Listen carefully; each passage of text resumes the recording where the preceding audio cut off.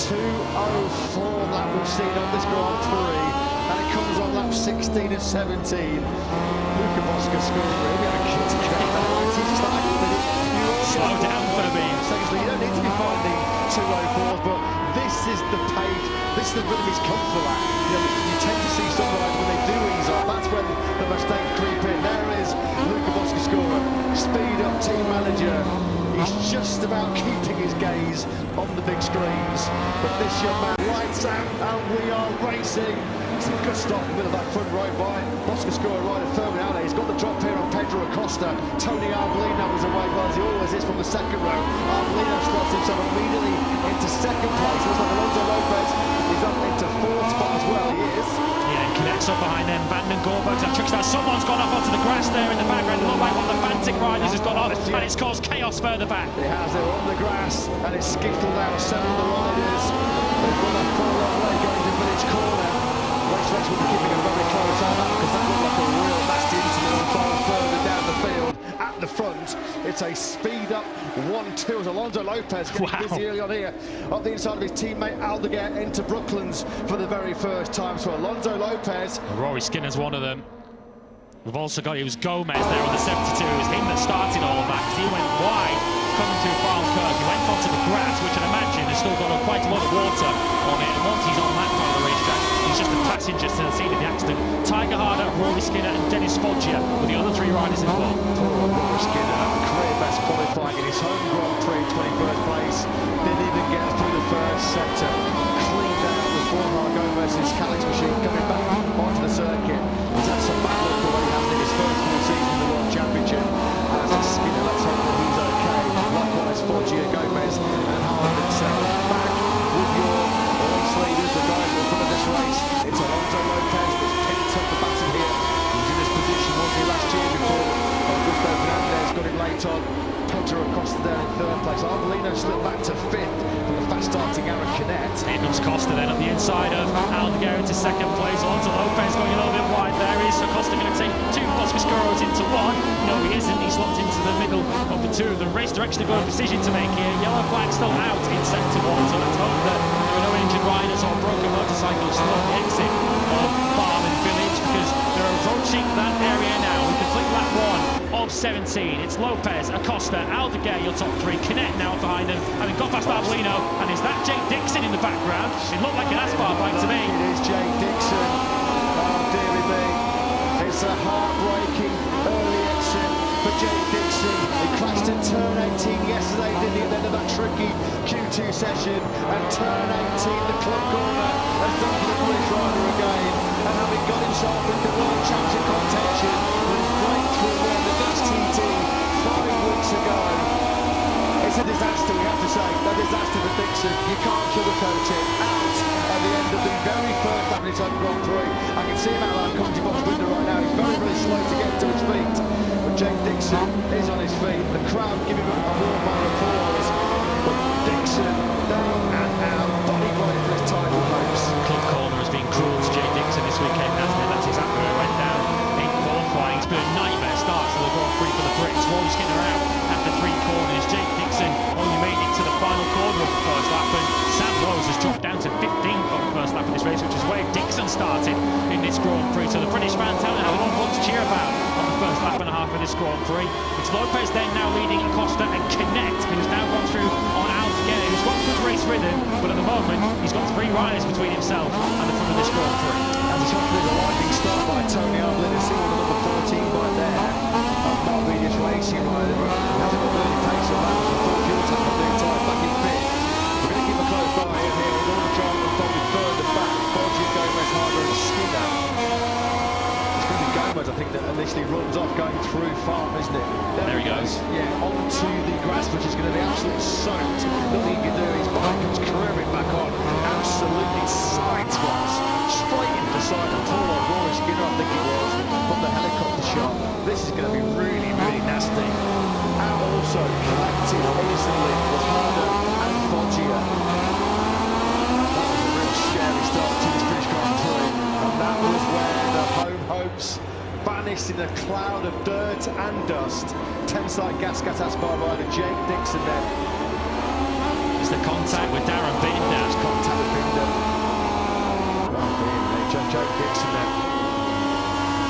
it was bad for him to start from the 5th row, 15th place, but it just goes from bad to worse, doesn't it? And he's going to lose vital ground in this World Championship battle, particularly as it stands right now with Acosta and Arbolino right in victory contention. Looks like with a dodgy spot there. He was on the inside as they went through Aintree corner onto the Wellington straight. You can see the gap he's had to give up to Aaron Canet to avoid running into the back of the number 40. It's a leading group of 7 or 8 at the moment. You can see Garcia struggling to hang on in 8th place. Sonta van den Gorberg was found in a little bit tough from that front row start at the moment. He's dropped back to 17th place. So it was a great Saturday for Sonta van den Gorberg. Unfortunately, he's already fallen out of the points. Yeah, on that second lap, Vietti, Chantra and Lopez came through. That is a high-quality quartet as Canet fires his machine on the inside, the Titans racing machine on the inside of Acosta into Copse corner. Each perfect, that move by Ken, you have to make that one work, and he did quite brilliantly. So then, it is an all-Spanish top 4 as it sits right now. He awaits the Duel Lopez, been in this position before in Silverstone. Canet, Acosta, and Aldeguer, they're your lead 4.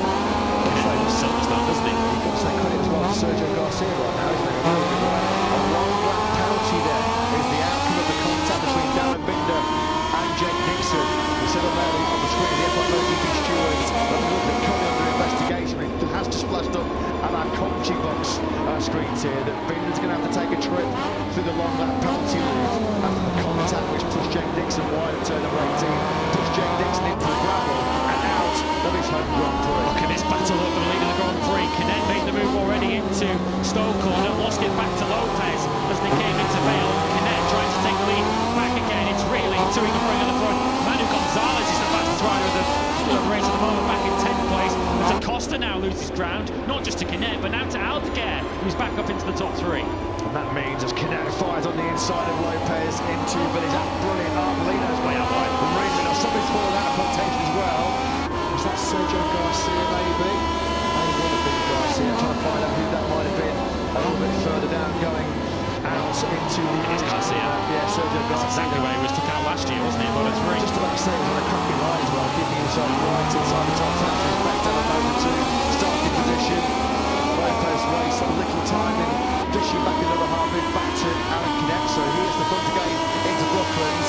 And he runs that wide sweeping line, just enough room then for Canet to seize the initiative going through Luffield, and Canet then back at the front. I haven't seen Canet really well pretty since back in Portimao, I don't think, have we? I think he led 1 lap of this season, which was the first lap of the season in Portimao. He hasn't led since. So Aaron Canet back at the front of the Grand Prix as his teammate trudges away from the same gravel track where his Moto3 Grand Prix ended last season. It's all happening in these early stages of the Grand Prix. Less than a second covered your leading 7 riders over the line last time around. The 7th of those is now Arbolino, following that mistake that we saw earlier in this lap. But as mentioned, Manu Gonzalez is faster than the lot of them.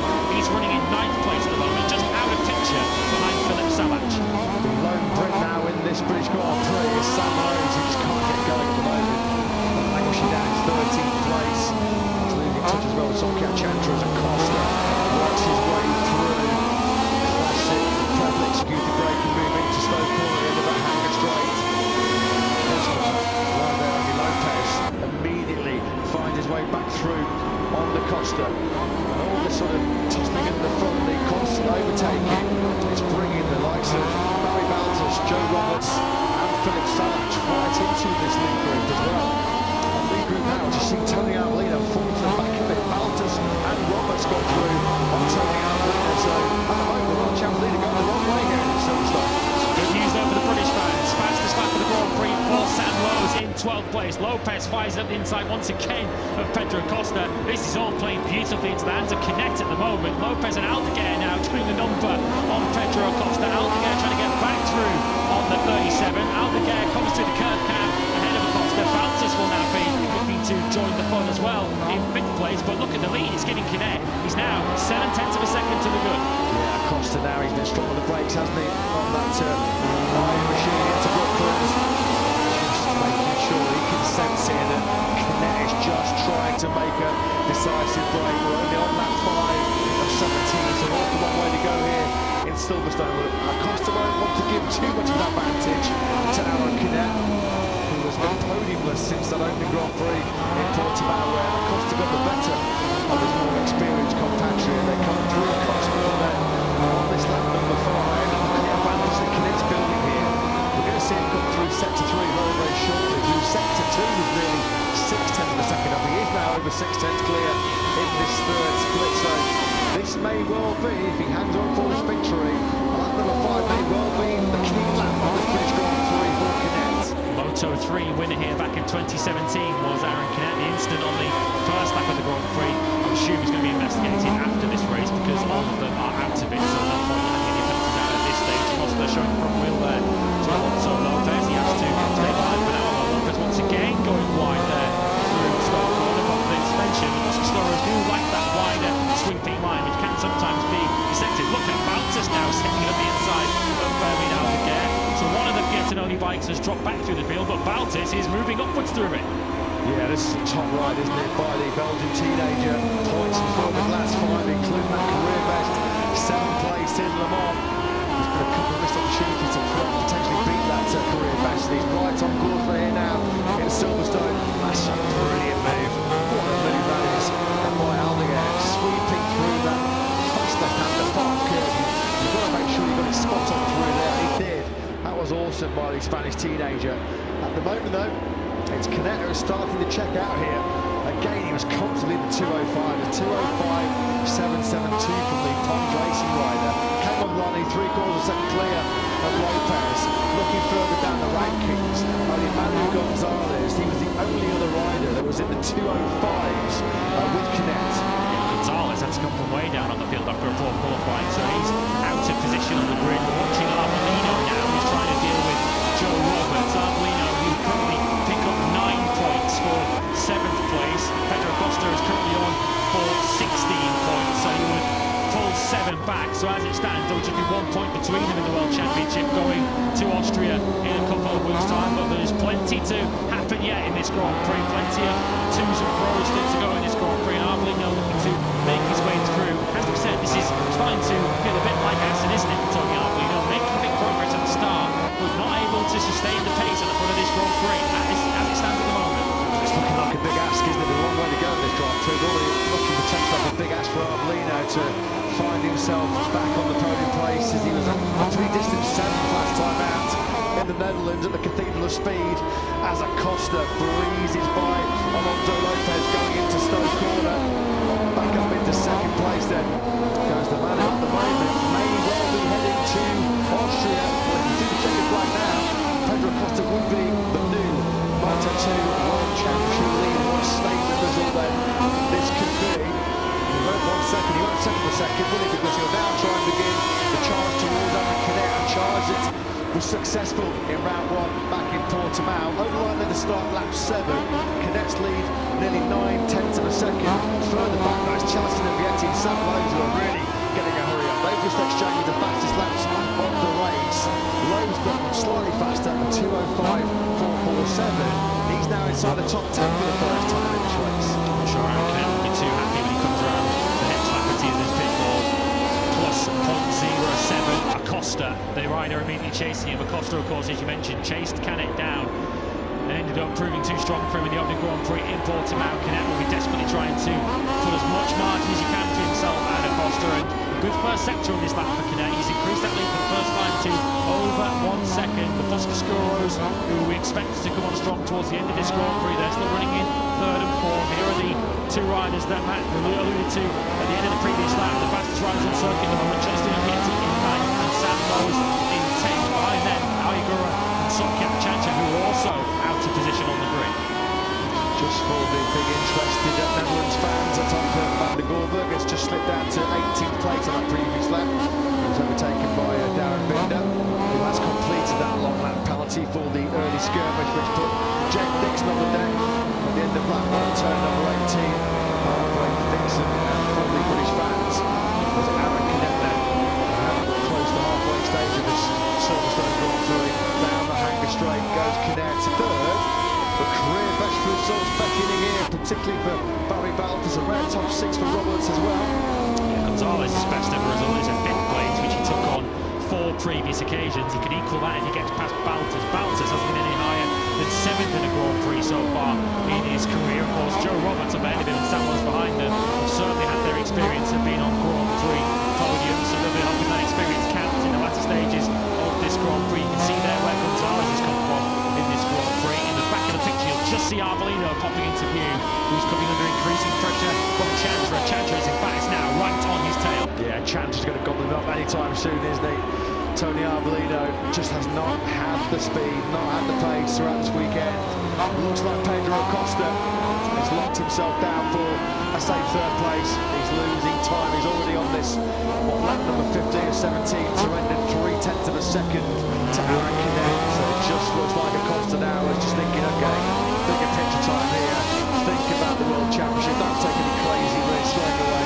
16 very important World Championship points. 16 points which will move him to the summit of this year's Moto2 World Championship as number 35, Honda Team Asia rider Somkiat Chantra.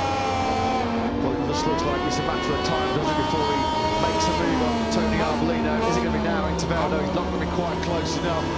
Tony Arbolino still got 2 laps to defend here against the Thai rider. And let's be honest, throughout this Grand Prix, he's pretty much defenseless since he got a good start. He was up in the very early on. Nearly lost it now on the curve, coming through Club Corner, and look how much it's cost him coming onto the Hamilton straight. Surely Chantra will take this one into Village Corner. We know how good he is on the brakes. The 2 pieces of good news we can give Arbolino is that there's a huge gap behind him, so he won't lose any further places as Chantra gets ready to relegate Arbolino down into 10th position. Arbolino just doesn't have anything to defend with. He has to, go inside. Chantra being very polite to Arbolino there and diving out of the way. The other piece of good news for Arbolino is that Pedro Acosta looks to have settled now for 3rd place. This is Arbolino. He knows at this stage of the championship, even though we're not even halfway through the season, every point priceless, particularly given the recent form of Pedro Acosta. He looks well set to make it 4 podiums on the spin. He had the back-to-back wins, didn't he, in that European triple header before with some great image of the Saxon ring. A 3rd place, a solid 3rd in Assen before we head off on our holidays. It looks like there's another 3rd place coming the way of Pedro Acosta, which will put him at the lead of the World Championship. At the moment, though, Fermin Aldeguer is in his hands to become a first-time Grand Prix winner. It was all that talk, wasn't it, after that pole position in Argentina, that he was already being looked at by some MotoGP teams. Well, this is going to grab their attention again, isn't it? Because this man, with a whole bunch of current young stars in this Moto2 field, destination MotoGP in the future, that's for sure. Looks like he'll be in Moto2 next season, no question. He'll be a big time for contenders in 2024. He's got a little bit remaining here as Aldeguer between that and a breakthrough maiden first Grand Prix win. It's looking like an 11th second place finish in Moto2 for poor Aaron Canet, although I'm not sure there's much more he could have done here this afternoon. Fermin Aldeguer has just gone on a different level entirely once he's got himself into clear air. Somkiat Chantra is now through on Tony Arbolino, and just to underline how superior Fermin Aldeguer is today, he goes on to the final lap with the fastest lap of the Grand Prix, a 2:04.956. That is phenomenal, isn't it? Take about Fermin Aldeguer.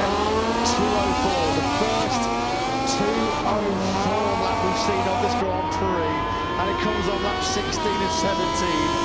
Luca Bosca's scoring. He'll be having kittens down there, won't he? He's just like, hang on a minute, you're all slow down for me. Seconds, you don't need to be finding 2:04s, but this is the pace, this is the rhythm he's comfortable at. You tend to see some riders when they do ease on, that's when the mistakes creep in. There is Luca Bosca's scorer, speed up team manager. He's just about keeping his gaze on the big screens. But this young man, Fermin Aldeguer, has been a complete class of his own. What a lap to follow at the end of this Grand Prix. A 2:04.956, as if just to hammer home his superiority here. There's his manager, a man who was a pretty good Grand Prix rider himself. Still pushing on, isn't he? Through Copse corner he goes. Is he trying to win the Grand Prix with the fastest lap of the race? Luca Bosca's scorer's heart rate has just gone through the roof. He's probably skipped a few heartbeats here, watching the big screen. But now then, I wonder if he even knows it's the last lap. Someone's going to have to tap him here and say, the checkered flags come out for me. You can slow down now. He's just got Banger straight to go now to take that first Grand Prix win. Further back, Manu Gonzalez, by the way, has now taken that 5th place from Barry Baltus on the final line. You can see them in the back of the picture. Roberts looks clear in 4th, but Aldeguer He's just 3 corners away from a first Grand Prix win. Well, so far it has been totally faultless, totally flawless, and surely now he's not going to flop his line just further out again as he comes into the final complex in front of the back grandstand to the British Grand Prix.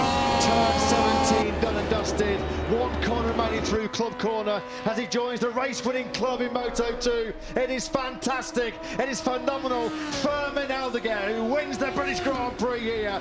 He's a first-time winner.